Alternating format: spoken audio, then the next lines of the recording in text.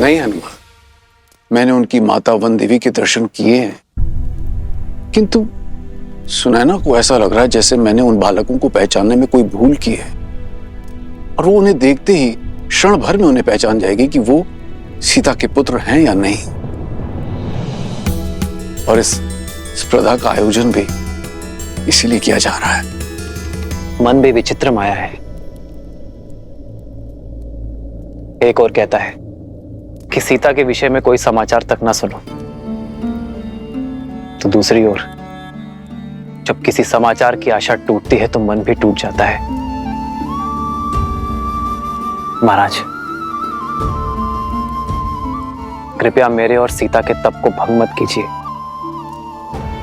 इतने वर्षों से सीता से भिन्न रहकर जो मैंने पाया है, उसकी मर्यादा मत छीनिए महाराज। राजन, अपने पद की सीमा लांघ कर कुछ कहना चाहता हूं। इस स्थिति में अब आप दूसरा विवाह कर लीजिए। आने वाली नववधू को महाराज जनक और महारानी सुनैना अपने पुत्र की भांति प्रेम मान सम्मान देंगे। कोई आपके विरुद्ध अपवाद नहीं करेगा। अश्वमेध यज्ञ के लिए निमंत्रण देने आया था गुरुवर, और अश्वमेध यज्ञ सपत्नी ही किया जाता है। जब आप अयोध्या पधारिएगा तो स्वयं मेरी पत्नी को देखिएगा।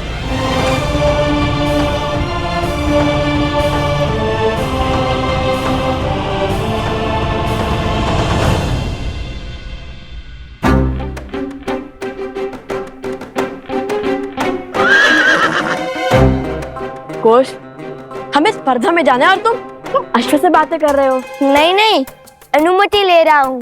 कैसे अनुमति? इस पर सवार होकर सीधे स्पर्धा में जाने की। कौन है? कौन है वहां?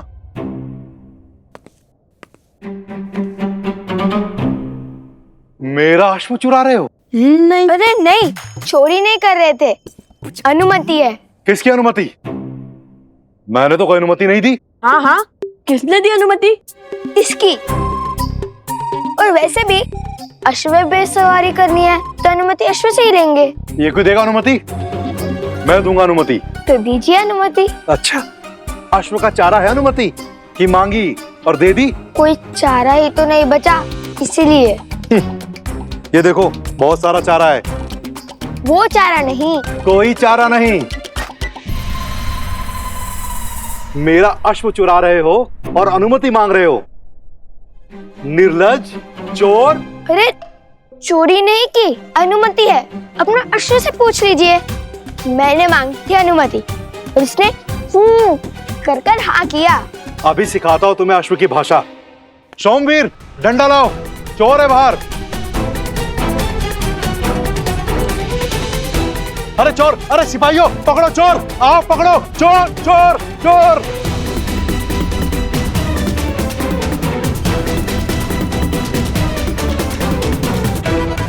चोर, चोर, चोर, चोर, चोर, चोर। अश्वमेध की आहुति तो सपत्नी दी जाती है, अर्थात अब दूसरे विवाह के लिए सज है। अद्भुत श्री राम, अद्भुत।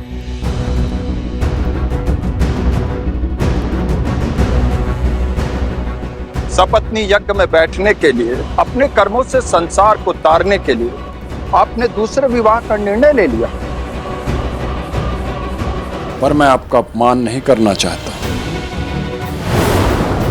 मैं बस ये सूचित करने आया हूं कि स्पर्धा की तैयारी संपूर्ण हो चुकी है। कल से स्पर्धा प्रारंभ कर सकते हैं।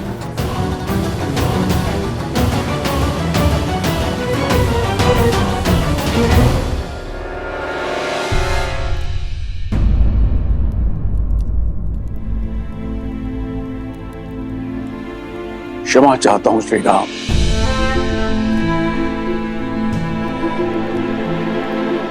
आप तो जानते ही हैं, छोटे भाई अपनी भावनाओं को नहीं संभाल पाते। आशा करता हूं कि आप इस अपमान को अपने मन से नहीं लगाएंगे। नहीं महाराज, मुझे उनके नेत्रों में, उनके शब्दों में अपमान नहीं, अपनी भतीजी की पीड़ा का दुख दिखा। उनका भाव समझता हूं मैं महाराज, मैं तो भाव विभोर हूं। ये देखकर कि सीता से कितना प्रेम करते हैं वो, उन्होंने मेरा अपमान नहीं किया है महाराज, केवल अपनी मन की पीड़ा को व्यक्त किया है। धन्य है आप श्री राम, धन्य है। वर्षों बाद मिथिला पधारे हैं, हमें आतिथ्य का अवसर दीजिए। आपसे एक विनती है, धनुर्धरों की जो प्रतिस्पर्धा होने जा रही है उसे देखकर ही प्रस्थान करें। श्री राम जैसे धनुर्धर को सामने देखकर तो उससे प्रतियोगियों का मनोबल बढ़ेगा। अवश्य महाराज, उन वीर बालकों को मैं देखना चाहूंगा जिन्हें आपने अपना दिव्य तुनीर दे दिया।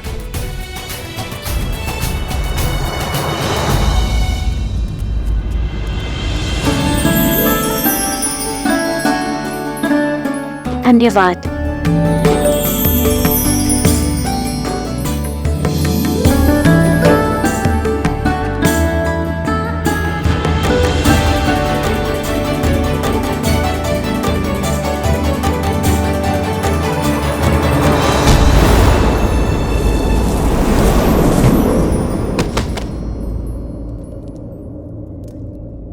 ये क्या? वरमाला के लिए फूल लिए थे, सारे बिखेर दिए।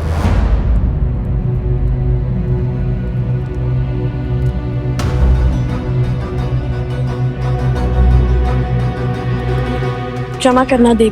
क्षमा नहीं, दंड मिलेगा। आपका विवाह है? नहीं तो वरमाला बनानी थी। किसके लिए? मेरे लिए। आपका विवाह नहीं तो फिर वरमाला क्यों? चोर चोर चोर चोर चोर!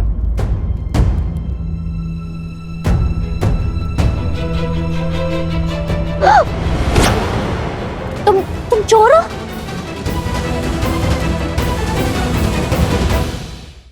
तुम चोर हो? आपको हम चोर लगते हैं? जो जैसे दिखता है वैसा होता नहीं है। जैसे आप वधू नहीं हो और वरमाला आपकी है वैसे।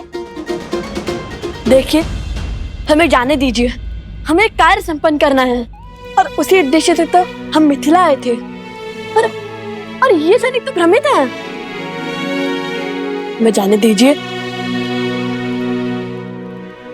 एक शर्त पर।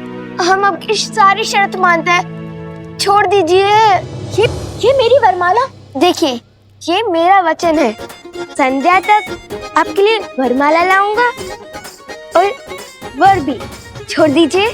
सुनो, कृपा कीजिए देवी। हम श्री राम के भक्त हैं, प्राण जाए पर वचन न जाए। अरे वो रहे चोर! अरे सिपाहियों पकड़ो! सैनिक को पकड़ो, भागे जा रहा है। बड़ी विचित्र बालक है, पर राम भक्त। तो ये चिंता है आपको, कहीं लवकुश का सामर्थ्य उन्हें उद्दंडी और आविचारी ना बना दे। हाँ ऋषिवर, जब व्यक्ति शक्तिशाली हो जाता है तो अनुचित पग पड़ने की संभावना होती ही है, और लवकुश के सर पर राज्य के साथ साथ धर्म का भार भी आने को है।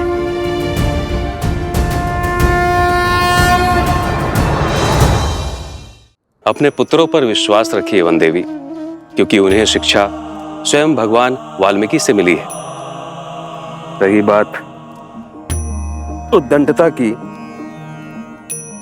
तो ये आयु का दोष है जो धीरे धीरे गंभीरता में बदल जाएगी। गृहस्थ जीवन की गंभीरता धारण करने से पहले ये आवश्यक है कि मनुष्य थोड़ा विनोद और उद्दंडता का परिचय प्राप्त कर ले। विनोद का ये परिचय और अभ्यास ही कठिन से कठिन परिस्थिति में मन को स्वस्थ रखता है और मुझे पूर्ण विश्वास है कि अयोध्या का भार संभालने का समय आने तक आपके पुत्र योग्य होंगे।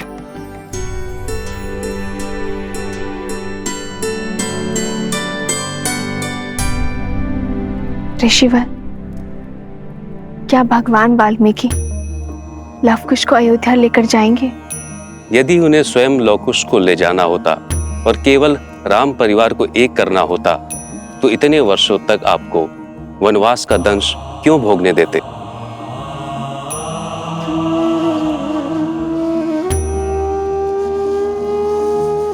अर्थात यहाँ प्रश्न केवल श्री राम के साथ भेंट का नहीं है, बल्कि समस्त अयोध्या के हृदय परिवर्तन का है।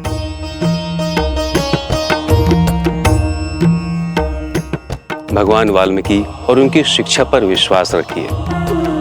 वो लवकुश को बिना उचित ज्ञान दिए अयोध्या नहीं भेजेंगे और अभी उचित ज्ञान प्राप्त करने का मार्ग है लवकुश का मिथिला प्रवास।